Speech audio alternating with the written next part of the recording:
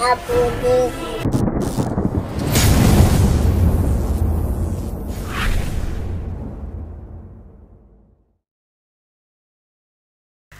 Votre initiative en ce temps de guerre, de guerre d'occupation à l'est de notre pays, menée par le Rwanda et ses supplétifs du M23 AFC, et de douleur pour notre nation, face aux conséquences négatives de cette occupation, et face aussi, parce qu'il faut le souligner, aux dernières catastrophes naturelles à la suite des dernières intempéries, est un acte de patriotisme et de courage.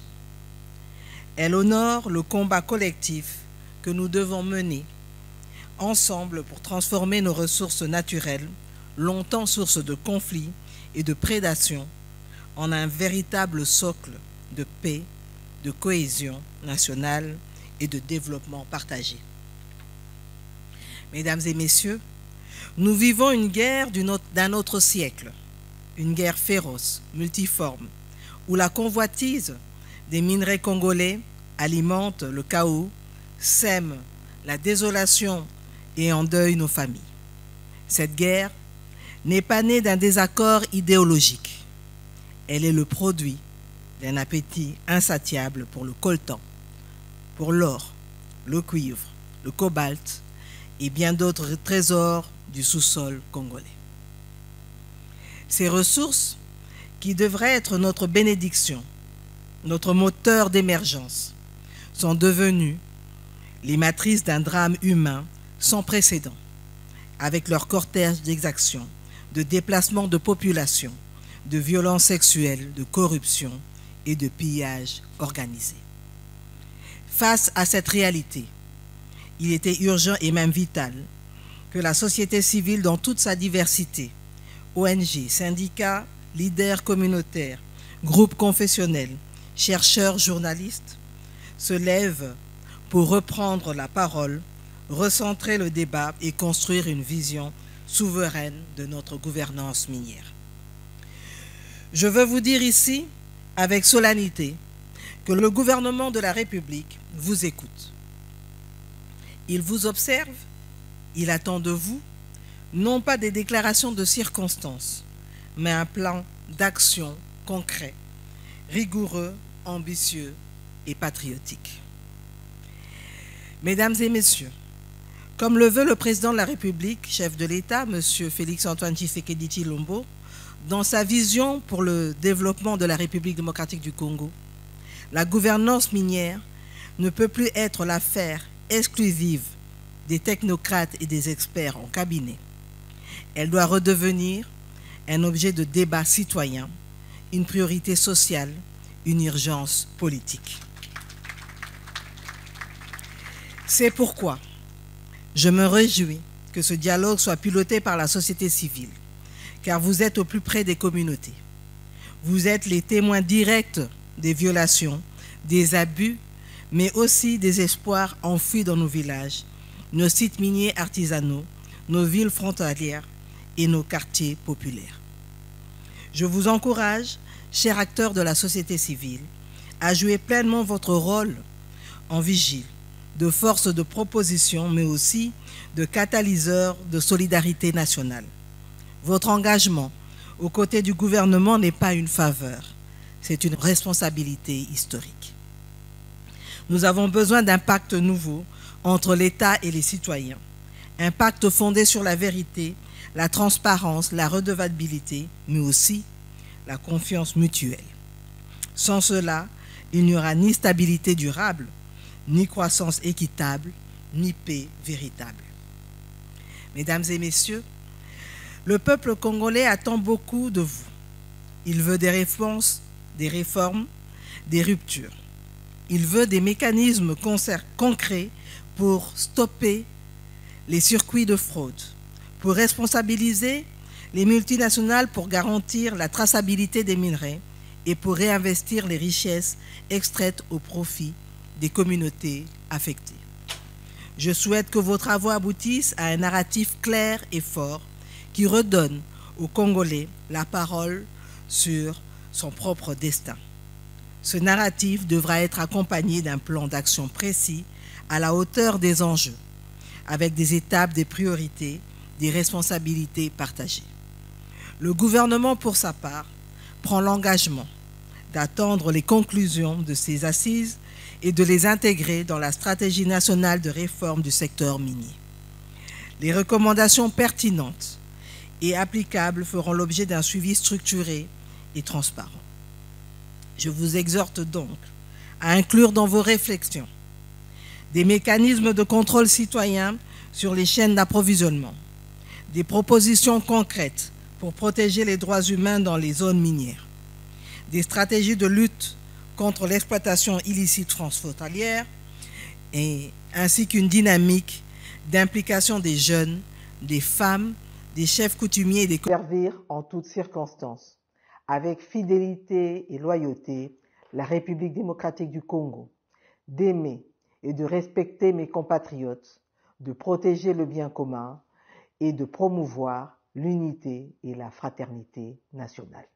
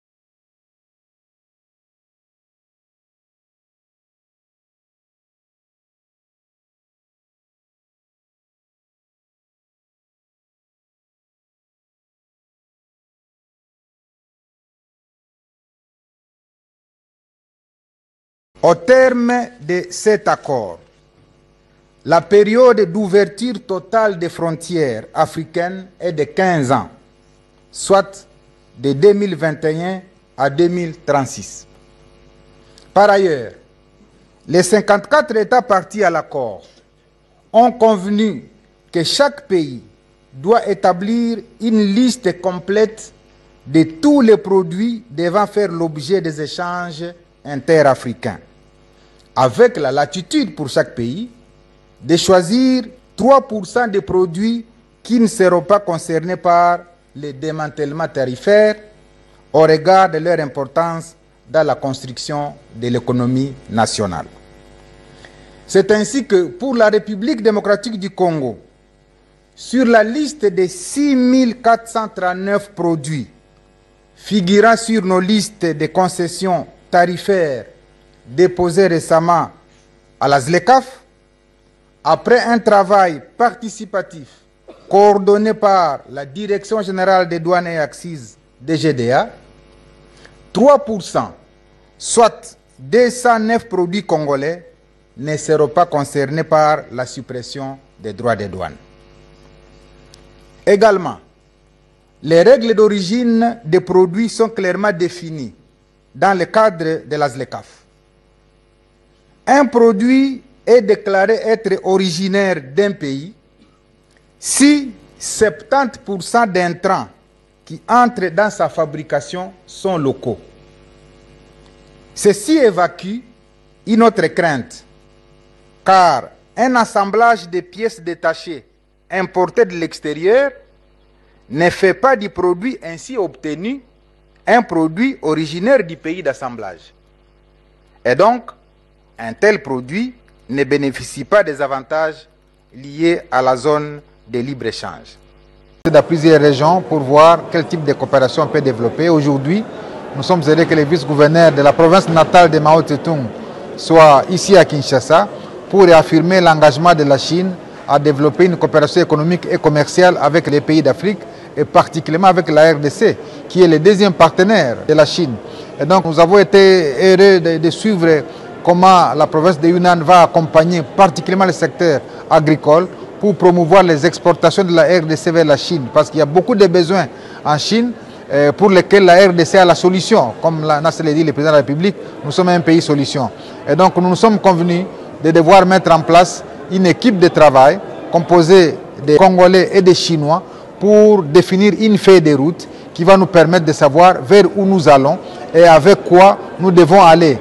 Quels sont les secteurs d'activité que nous allons aborder, quels sont les acteurs qui vont devoir être identifiés, quelles sont les ressources humaines et financières qu'on va mobiliser pour nous permettre de bénéficier de la longue expérience de la Chine qui a fait une trajectoire de 40 ans et à 40 ans, elle est aujourd'hui une des grandes puissances au monde. Donc cet exemple-là doit nourrir les ambitions que nous avons en tant que RDC comme pays auquel l'Afrique, qui voudrait être la locomotive du développement de toute l'Afrique. Et c'est le vœu du président de la République de tous les temps. Et pour cela, il faut devoir développer une coopération avec ceux qui ont eu la même expérience, ceux qui ont l'expertise, ceux qui ont l'intelligence nécessaire, parce que la province de Yunnan, à elle seule, elle regorge plus de 100 universités qui vont aider à développer une coopération technologique avec les nôtres, de manière à pouvoir développer notre agriculture et d'exporter vers la Chine des produits qui sont suffisamment demandés dans cette partie du monde. Donc c'est un sentiment de satisfaction et je pense que M. l'ambassadeur a été convié à pouvoir nous accompagner dans la mise en place de ce groupe de travail qui va devoir définir la feuille de route qui va nous aider à aller tout de suite vers des objectifs clairement indiqués. Mais les Congolais doivent apprendre à nous faire confiance. Goma ne tombera pas, ça je peux vous l'assurer, et même nous reprendrons toutes ces localités et ramènerons tout le monde à la maison, ainsi que la paix qui sera sauvegardée. Toujours les jeunes abonnés.